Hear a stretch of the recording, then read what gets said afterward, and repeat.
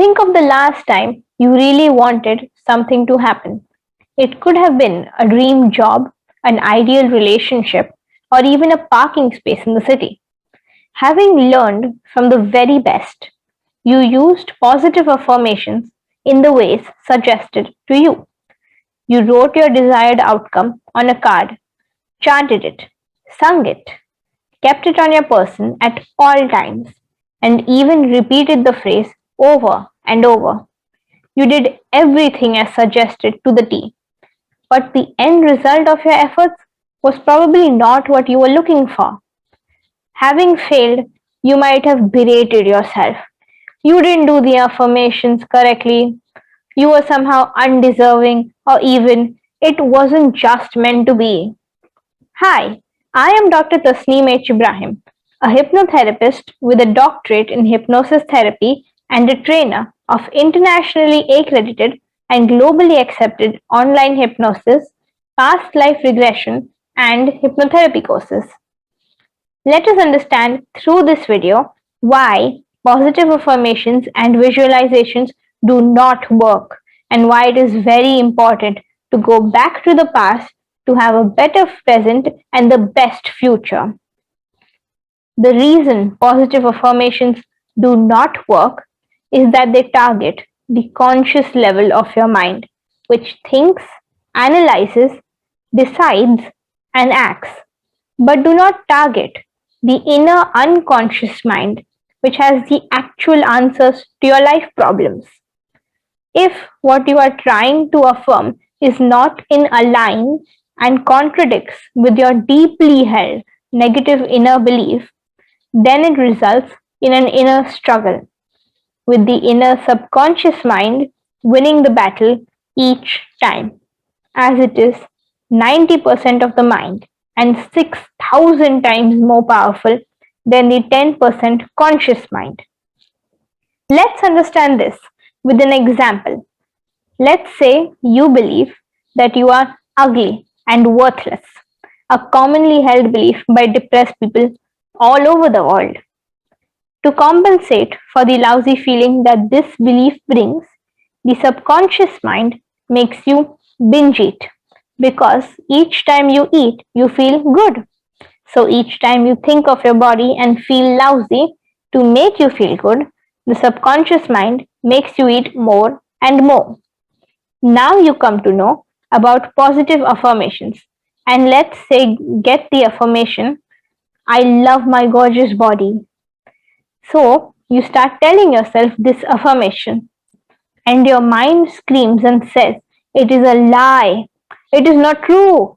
It is not true. It is just not true. Your body listens to the subconscious mind, which is telling it that the affirmation is a lie.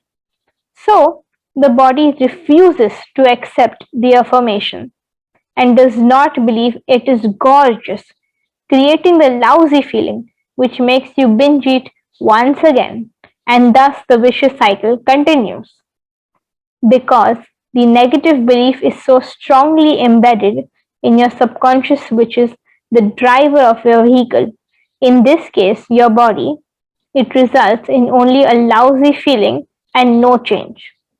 This belief feels deeply and irrevocably true, no matter what the actual reality might be.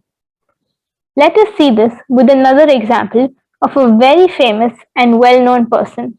At the peak of her career, Jane Fonda was held to be one of the most beautiful women in the world. Yet, her autobiography reveals that she judged her physical appearance as inadequate and struggled with eating disorders for decades. She revealed that whenever she was given a compliment, she would cringe because she felt, I know this is not true. Imagine how excruciatingly painful this feels. Looking at yourself in the mirror and saying, I am beautiful inside and out. I love myself. When no matter how hard you try to feel otherwise, you actually feel more and more inadequate. If you deeply believe and feel that you are ugly and worthless, it will set off an inner war within you, which becomes stronger with the positive affirmations you do. And with more and more chanting of these positive affirmations, this inner war only becomes more and more stronger. And your unconscious screams, "It is not true! It is not true! It is really not true!" So, as you see, no matter how many affirmations and visualizations you do, they fail to remove the mental and emotional blocks and are unable to bring about change and manifest our desires. Let us understand why this happened, why and how can we change it, with the example of a small boy who gets up in the morning very happy. Let's say it's his first day at school and he's raring to go to school. He ponders over what he should wear and then, in his excitement, gets ready all on his own, being very proud of his achievement. However, his father comes in and sees what he is wearing, gets very upset at his choice, and tells him off, scolding him that his choice of clothes is wrong. The little boy is sad and starts doubting his own choice, which is then further reinforced by the father as a wrong choice. His heart was set on wearing what he chose, but he is forced to change into clothes that his father finds appropriate. With a heavy heart, he does as he is told and thinks to himself that probably his choice was indeed wrong and that he is more suitably dressed now. He leaves for school with the thought that he is incapable of making the right choice. Before we understand more, let us take a small detour to understand how something so small affects us and our lives. So now the boy's subconscious mind has the life experience of thinking he is incapable of choosing correctly. Each such experience leaves a subconscious impression on his mind. These now keep attracting similar impressions, and the same conclusion is drawn each time by his subconscious, and he is not even aware of it consciously. And these impressions continuously keep being deposited in his subconscious. This conflict uses up a great deal of energy and creates massive tension in the mind and body. The end result is that the negative belief becomes stronger and stronger till it becomes a deeply ingrained conditioning and belief. Positive affirmations work only at the surface level of our conscious minds, while our beliefs, the drivers of our lives, live deep inside our subconscious. For positive affirmations to work, it is most important that we not only repeat or think them, but also actually feel them and feel good. By simply chanting them, we are only slapping them on top of the deeply ingrained negative beliefs. And this is why we fail to manifest what we really desire. So, let us get back to our example. With each similar experience, he gets more and more confused about his ability to decide and is eventually just not confident or able to decide anything.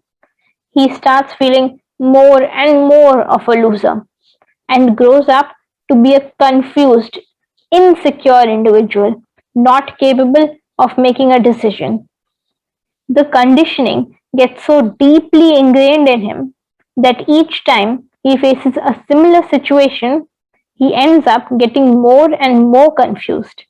His mind keeps reminding him that he is a loser and ensures that that is exactly what happens, making him lose at everything he tries. No matter what he does and how many times he tries, he just ends up a failure.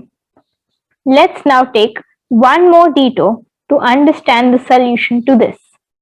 So, if positive affirmations and visualizations do not work, and first impressions are ingrained between the ages of 0 and 8 when we are too young to do anything about it. Are we just going to be helpless victims continuously churning out the same conditioning? Well, no. The good news is that there is a simple method called hypnotherapy that gives excellent results. Hypnotherapy takes you back, regresses you, and if required, regresses you even further back to the very first time, the very first event that life experience originated from. So, coming back to our example, let us understand how it would work. Hypnotherapy will regress the boy back to the very first impression when his father scolded him for choosing his own clothes and clear the toxic emotions of that event and, if needed, replace it with a completely new image of going to school happily and his father being very proud of his choice. Because for the subconscious mind, there is no difference between imagination and reality. With the boy's confidence now fully restored and with all emotional and mental blocks cleared, hypnotherapy further boosts his confidence. Because hypnotherapy works with subconscious impressions and clears out the old conditioning, replacing it with empowered new conditioning, reinforcing it, and if required, further reinforcing it till the new conditioning becomes a deeply ingrained belief that the desire is manifesting and has manifested. The man now not only thinks but feels and believes he is becoming successful and has become very successful. So, as you see from our example, unless old emotional imprints of past experiences and conditionings are cleared, true healing cannot occur. Therefore, it is very important to go back into the past, destroy harmful emotional imprints, bring the resolution into the present so that you can wonderfully advance into the future and manifest your desires. This is why positive affirmations and visualizations do not work, and it is very important to go back to the past to have a better present and the best future. Thank you.